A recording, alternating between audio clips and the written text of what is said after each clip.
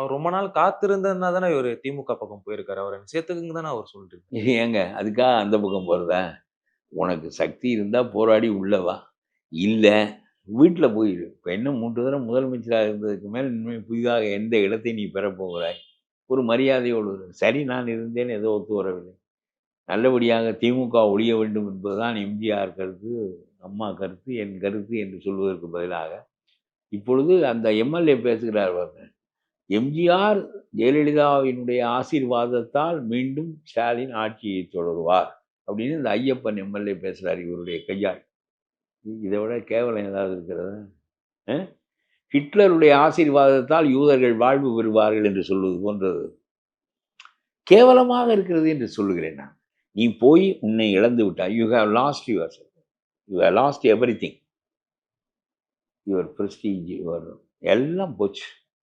இப்போ சின்னம்மாவுக்கு வருவோம். சின்னம்மா தனி கட்சி ஆரம்பித்ததின் மூலம் அவருடைய ஸ்ட்ராட்டஜி தப்பு. யாரை எதிர்த்து போராட வேண்டும்?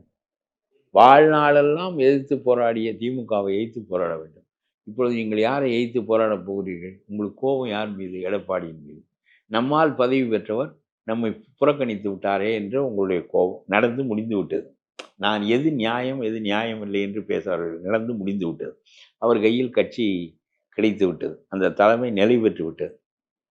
நீங்கள் அவருக்கு மேலே இருக்க நினைப்பீர்கள், அவரை ஒழித்து கட்டி விடுவீர்கள் என்று அவர்கள் உள்ளே விட பயப்படுகிறார்கள் என்று வைத்துக்கொள்ளும். இதெல்லாம் அவரவருடைய சர்வைவலுக்கான போராட்டம், தங்களுடைய நிலைவேறு வாழ்க்கை நிலைவேற்றுக்கான போராட்டம். அவர்கள் முடிவு செய்து கொள்ளட்டும். ஆனால் நீங்கள் இப்பொழுது செய்ய போகின்ற வேலை, ஒவ்வொரு தொகுதியிலும் ஆளை நிறுத்தி எடப்பாடி கட்சியினுடைய வாக்குகளை 5000 வாக்குகள் நாம் பெற்றால், அதிமுக பெற வேண்டிய வாக்குகளை பிரித்தால் எடப்பாடி தோற்று விடுவார். போன வாட்டி டிடிவி பண்ணதை இந்த வாட்டி சசிகலா பண்ண போறாங்க. போன வாட்டி டிடிவி செய்தால் அதை இன்னும் கொஞ்சம் வெற்றிகரமாக இந்த அம்மா செய்வார்கள்.